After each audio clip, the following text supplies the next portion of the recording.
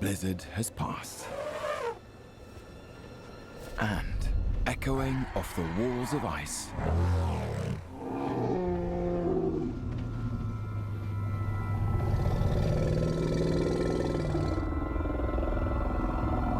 are the sounds of celebration. The shield held, and the calf is alive.